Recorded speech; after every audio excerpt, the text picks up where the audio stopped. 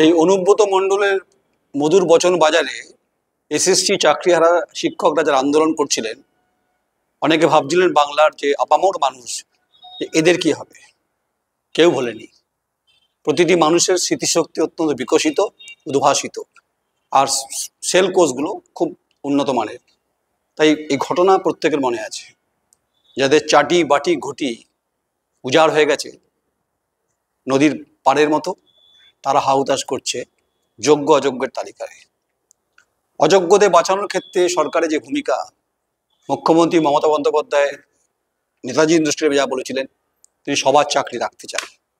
উত্তাল হয়েছিল এসএসসি ভবন থেকে শুরু করে করুণাময়ীর বিকাশ ভবন, তারা আন্দোলন দেখেছে। আন্দোলন এখনো চলছে, আন্দোলন থেমে থাকেনি।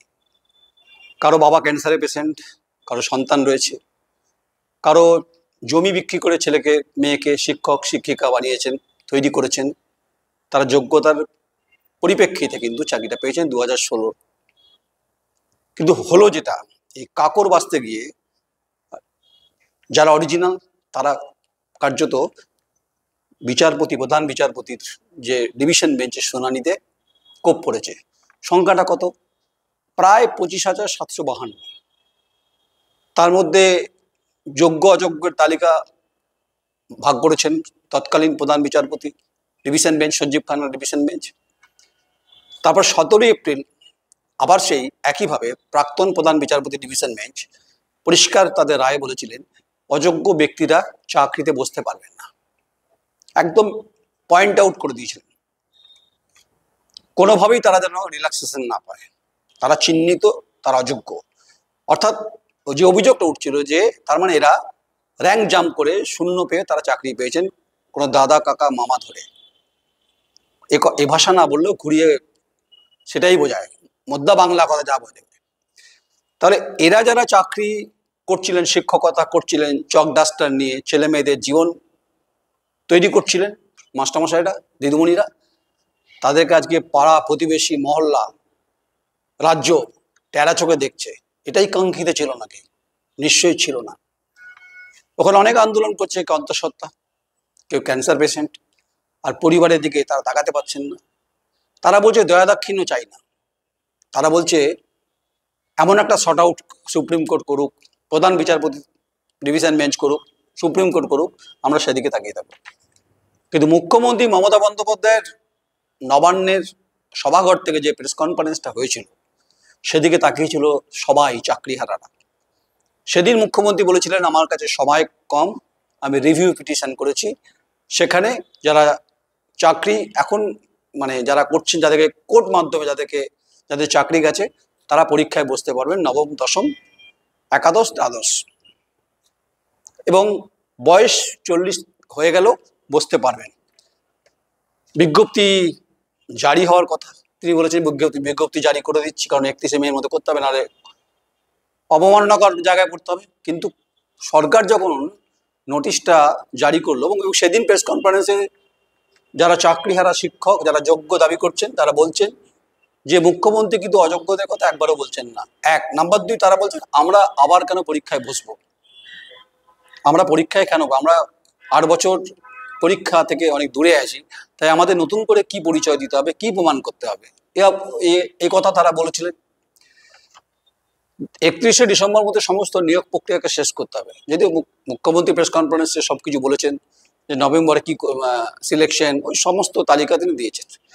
তো আজকে প্রধান বিচারপতির অবজারভেশন যা, এসএসসি এবং মধ্যশিক্ষা পর্ষদকে পরিষ্কার যেটা বলেছেন, আমি বলছি না, প্রধান বিচারপতির অবজারভেশনটা বলছি, যে জাজমেন্টের কথা বলছি, যে 17 এপ্রিল যাদের কথা বলা হয়েছিল, অর্থাৎ অযোগ্য যারা চিহ্নিত, তারা কোনো পরীক্ষায় বসতে পারবে না। সেখানে এসএসসি এবং পর্ষদ যে তালিকা, যে বিজ্ঞপ্তি তারা প্রকাশ করেছেন, সেখানে নবম, দশম, একাদশ, দ্বাদশ শ্রেণীর শিক্ষক শিক্ষিকারা পরীক্ষায় বসার বিজ্ঞপ্তির কথা আজকেও প্রধান বিচারপতির অবজারভেশন আছে। কিন্তু গ্রুপ সি, গ্রুপ ডির কোনো বিজ্ঞপ্তি জারি করেনি কেন এসএসসি এবং মধ্যশিক্ষা পর্ষদ? 7 দিনের মধ্যে এর জবাব চেয়েছেন প্রধান বিচারপতির ডিভিশন বেঞ্চ। এবং সুপ্রিম কোর্ট মনে করেছেন এটা গোটাটাই অবমাননাকর। আরেকটি পয়েন্ট সেদিনও হয়েছিল 3রা এপ্রিল 2025 প্রাক্তন প্রধান বিচারপতি সঞ্জীব খান্না ডিভিশন বেঞ্চ, আর 17 এপ্রিল জাজমেন্ট, সেটাও তৎকালীন প্রধান বিচারপতি সঞ্জীব খান্না ডিভিশন বেঞ্চ। 22 লক্ষ ওএমআর সিট কেন প্রকাশ করা হয়নি, এরও উত্তর চেয়েছেন আগামী 7 দিনের মধ্যে। তাই বিভিন্ন মহল থেকে যে কথাগুলো উঠছিল যে ওএমআর সিট নষ্ট করা হয়েছে, এটা অভিযোগ প্রমাণিত, সিবিআই তদন্তে সে কথা বলেছেন। এবং সিবিআই হাত থেকে বিভিন্ন প্রশ্ন উঠছে যে কেউ কাউকে গার্ড করছেন, কেউ কাউকে বাঁচাতে চাইছেন, কিন্তু প্রশ্নটা হচ্ছে রে নাইসাকে যে টেন্ডার দেওয়া হয়েছিল, মানে একটা নির্দিষ্ট কোম্পানিকে দেওয়া হয়েছিল, কেন ওভারঅল বিজ্ঞপ্তি হয়নি, ওভারঅল পার্টিসিপেশন হয়নি, মিরর ইমেজটা কোথায়, নানান প্রশ্নগুলো বাংলার মানুষ জানেন। আপনারা সচেতন, আপনারা নাগরিক সচেতন, আপনারা মানুষ চেতনবোধ রয়েছে। তাই সরকারের যে ভাবভঙ্গিমা, তাতে নবম দশম চতুর্থ অর্থাৎ যে গ্রুপ সি গ্রুপ ডি, মাফ করবেন, গ্রুপ সি এবং গ্রুপ ডির কোনো বিজ্ঞপ্তি কেন হয়নি তার উত্তর দেশের প্রধান বিচারপতির অবজারভেশন আছে। উত্তর সরকার দেবে, উত্তর তো আমি দেবো না, আমার তো দেওয়ার কথা নয়। তাই অনেক গল্পের মধ্যে রহস্য ঘনীভূত হচ্ছে ক্রমাগত বিভিন্ন জায়গায়। অপেক্ষা করুন, দেখতে থাকুন। সুপ্রিম কোর্ট আগামী 7 দিনে যে উত্তর চেয়েছে এসএসসি এবং মধ্যশিক্ষা পর্ষদের কাছে, তাতে প্রধান বিচারপতি ডিভিশন বেঞ্চ বা প্রধান বিচারপতি স্যাটিসফাইড হন কিনা। যদি না হন, 7 দিন পর আমরা বলবো কি ঘটলো। সঙ্গে থাকুন, মর্মস্পর্শী ঘটনা, সেন্সিটিভ ইস্যু, আপনারা মতামত দেবেন খুব সন্তর্পণে। আমিও কোনো বক্তব্য আমি বলছি না, রিপোর্টিং যেটা অবশ্যই ম্যানুফ্যাকচার করছি না, যা ফ্যাক্ট টু ফ্যাক্ট আমি সেটাই বললাম। নমস্কার, আমি নয়ন রায়।